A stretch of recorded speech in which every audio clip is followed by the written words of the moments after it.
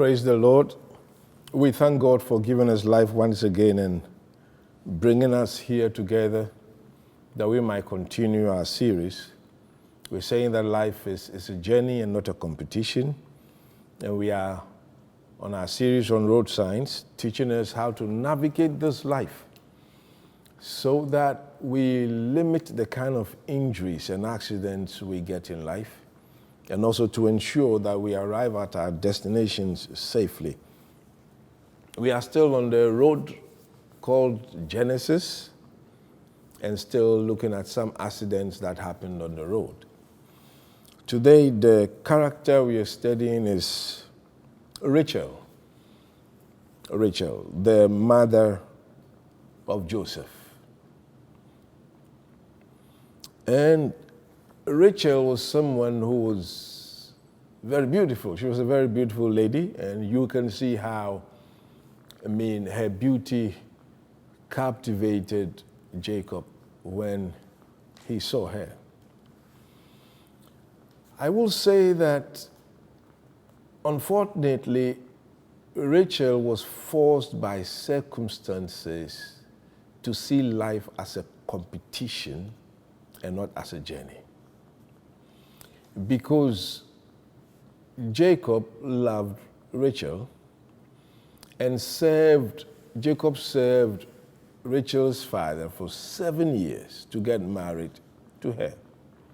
But when it was time, the father rather gave her elder sister to Jacob, saying that by their tradition, that should be the rule. I believe it's going to be a painful thing for any woman. It's going to be painful. So Jacob had to work for 7 more years before he got Rachel. So I'm supposed to be Jacob's wife. And my sister has been given a head start. And I go in now as the second wife. Okay? So she lost the place of being a first wife, though she was Jacob's choice. So certainly, it's like she's been forced to compete. What made it worse was that Leah, her elder sister, was fertile and was giving birth. And she wasn't having any children. You see, sometimes life can force you to compete. And if you get onto that road of competition, you are going to make yourself unhappy. So she started competing. One day she got so, emotional that she told Jacob, "Give me children or I die." You see, but this was a beautiful woman, and certainly we all knew that Jacob loved her more than Leah. So she was forced to compete. But you see, she was blessed. She was blessed. Though Leah had more children, Richard had only 2 sons, Joseph and Benjamin. You see, those who compete, they think about numbers. But those who understand that life is not a competition, they think about quality. I hope you are getting this. So someone might have 30, and your 1 can surpass that 30. It's just unfortunate she didn't live long enough to see what God made out of her Joseph. If you put all Leah's children together, you can match them with Joseph. But she didn't live long enough to see it. So please know, God knows what he's doing. Don't let circumstances force you to compete. No, don't compete. God has a marked out road for you. Walk on your road. Don't focus on what others have. You can learn from them, but focus on what God has given you. Make the best of it. That's how life is going. Life is supposed to be like. But we want to talk about her accident. And I'm reading Genesis, the chapter 35,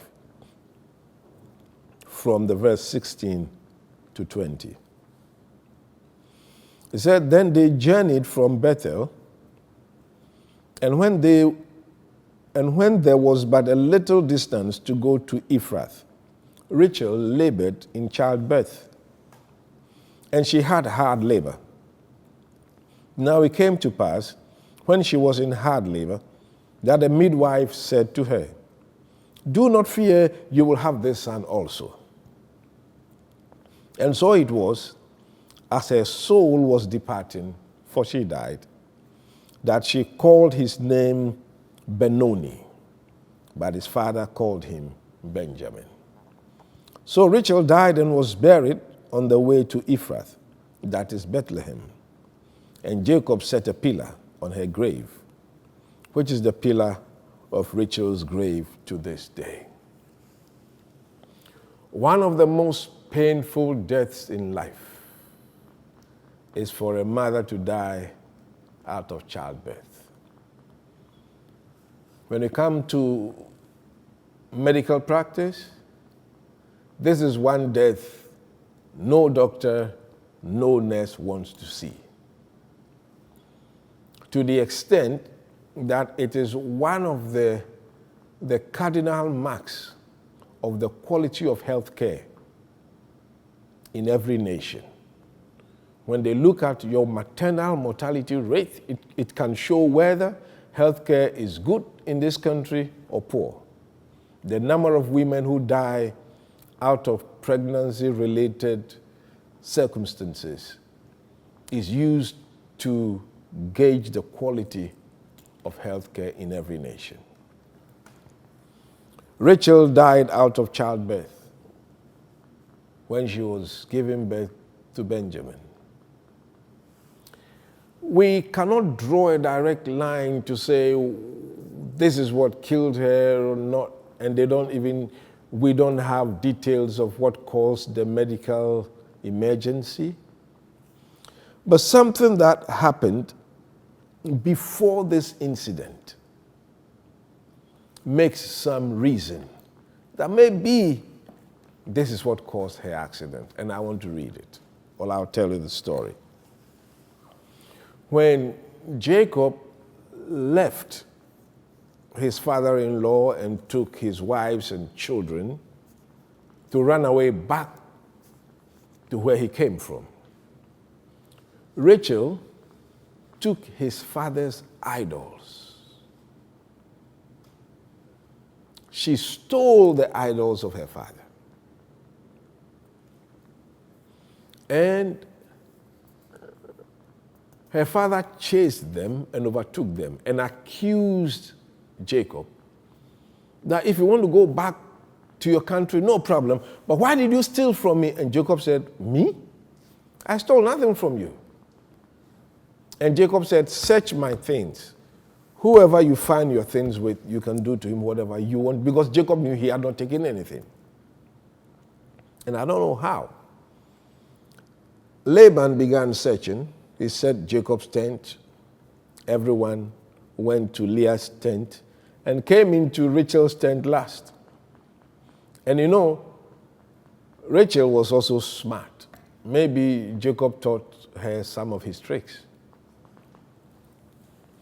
She had taken the camel's toolbox and put her father's idols into the box, covered it with a cloth, and sat on it in her room.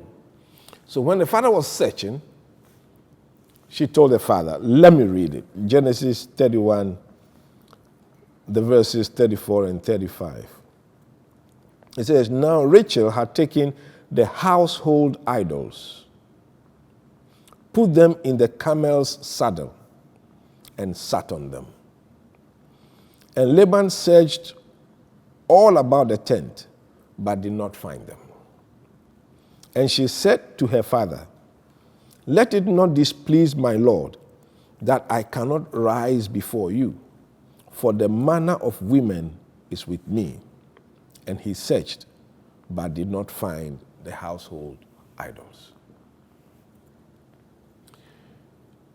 She sat on it and told her father that I cannot rise because it's my time in that period of the month. So I cannot rise before you. And traditionally she was right. And the father could enforce it, so the father did enforce it. And that was how come the father never suspected that the idols he was looking for were in what Rachel was sitting on. So she stole it. She didn't tell Jacob. So what I will say here is that Rachel was using a different book of road signs, but she was using it in the wrong country. You know, nations differ in their driving rules. Some drive on the right and some drive on the left. So you cannot take what you do in your country and take it to another country if their set of rules are different. When you want to go by this set of rules, if you want to follow the God of the Bible, if you want to follow the maker of the heavens and the earth, the rule is straight. You cannot worship any other God apart from him. The road is one. But Rachel seemed to want to serve this God and to serve her father's idols as well. So people take it that maybe it's because of that error, that serious error of wanting to worship idols in the house of Jacob, that led to her untimely death. I cannot draw that conclusion, but I think we can all learn from those lessons. If you want to worship God, worship God. If you want to worship idols, worship idols. They do not mix. There are different road signs in different countries. They do not mix. And you see, Rachel thought she could hide it. She hid it from her father. She hid it from Jacob. But you cannot hide from God. God sees it all. God knows it all. And God knows our hearts. And he says, thou shalt not have any other God apart from me. What are you worshiping in addition to God? What is in your past that you've stolen and brought into your future? What are you still holding on? And pretending to others and to God that you are not holding on to them again. This was a fatal accident. May it not happen to you. And if it will not happen to you, then you must not do what she did. If you want to worship the God of heaven, worship him alone. If you want to seek other gods, that is your choice. But don't mix what should not be mixed. Look into your heart today and ask yourself, are you sincere to God? Are you worshiping him alone? Do yourself this favor because God knows. God knows. And he has said in his word, he cannot be mocked. Whatsoever a man soweth, the same shall he also reap. God has blessed you. Hold on to him. He will take you the rest of the way. Don't mix what cannot be mixed. May the Lord be with you till we meet again next week. God bless you.